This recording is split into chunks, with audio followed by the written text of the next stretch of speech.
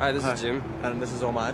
And we play in a band called At the Drive-In. And right now you're watching... You're watching it. You're not listening to it. You're watching it. Regeneration TV.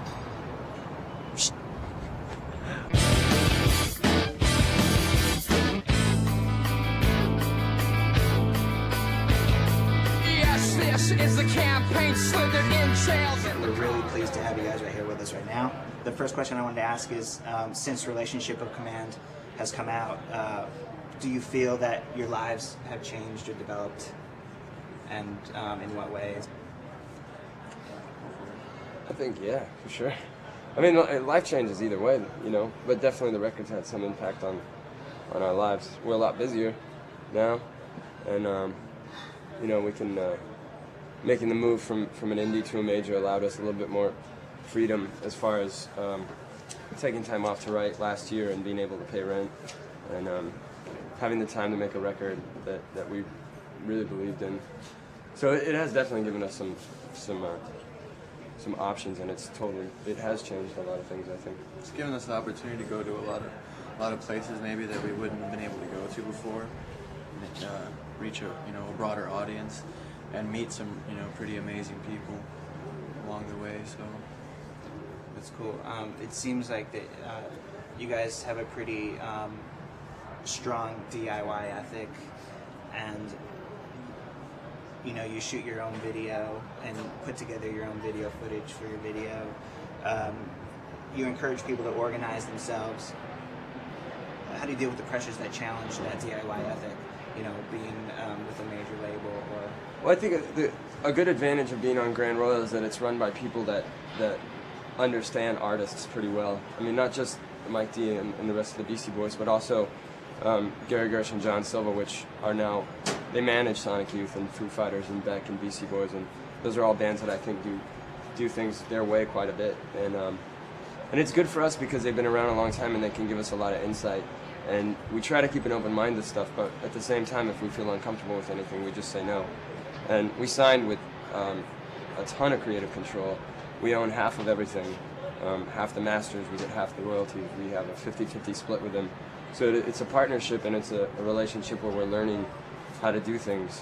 And if we ever feel overwhelmed, I think we just take a step back and say, okay, we need to take a break here, and we need to really figure out what we're doing with our band and with our music. And if this is something we feel is right, then we'll do it. And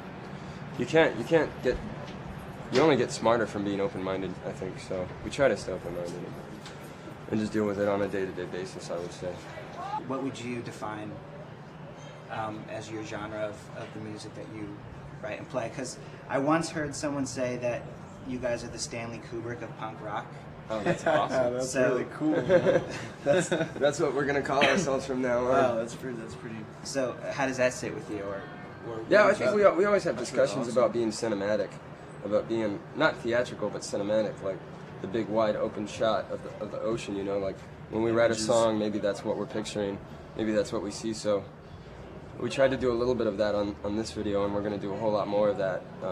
A lot more. We talk about Stanley Kubrick or Fellini when we talk about making videos, and so I mean that's a totally nice compliment. But the fact that people have to struggle to figure out where to pin us is a compliment in itself. Absolutely. I think we've always considered ourselves just a rock and roll band, if anything, because it's pretty vague and sort of the easiest one to get away with. Right. Without pigeonholing yourself. Do you guys consider yourselves political rockers at all, or do you not like that sort of tag? We're definitely not a political band because, like I've said in other interviews, Tony was born and grew up in Beirut, Lebanon, and has had civil wars and has an ongoing struggle with Israel, and they're fighting and bickering, and that's something that I'll never understand completely. I'll never understand it like he does. And I think it's the same for all of us. Like I grew up Anglo in a very predominantly Hispanic world, so I have things inside of me that aren't the same for these guys. Omar's from Puerto Rico. He has a whole different take on it.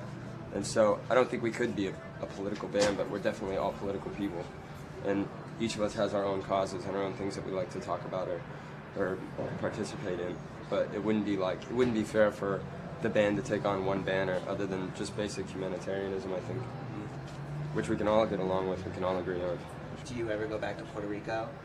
I used to go back every summer till I was like 18. So I'm 24 now, so I haven't been there in a while. But I mean, when I go home, it's, you know, my family lives the same way. They only talk to me in Spanish. We only eat Puerto Rican dishes. There's only salsa music playing at home, so it's pretty much the same. The military bombing in Vieques are you involved in that at all? Not really. Yeah, to be honest, I'm not. Somebody asked me that after we played the free show there at the college, but yeah, I don't really follow politics that much myself. Your label as a digital download. Yeah. I wanted to find out what you guys' thoughts were about Napster, and I know that you guys are Metallica fans too. I wanted to find out what you thought about Larson. And I think it's unfortunate. Somebody that's in a creative position is being so anti-creative.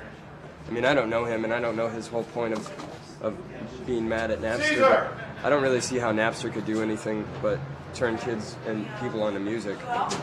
And I mean, mixtapes, and college radio turned me on to all of the stuff that I'm into. You know, that's what started my whole process. Not to mention the fact that that's how they got their start. You know, exactly. Like their first tapes were just demos that people passed around and recorded, and they got this huge following in San Francisco. And you know, it's 20 years later, and this is how it's being done now. Bickering over money, exactly. You can't.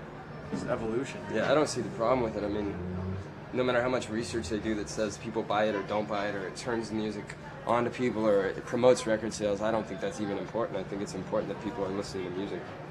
So maybe somewhere along the line they seem to have forgotten, you know, their roots or what's. Wrap it up for a second. Sorry to interrupt. Or what's truly important. Sorry. The production manager has to get clearance, and they're not sure how you guys were let in the building because we didn't know anything about it. Okay. well, just go outside then. So sorry.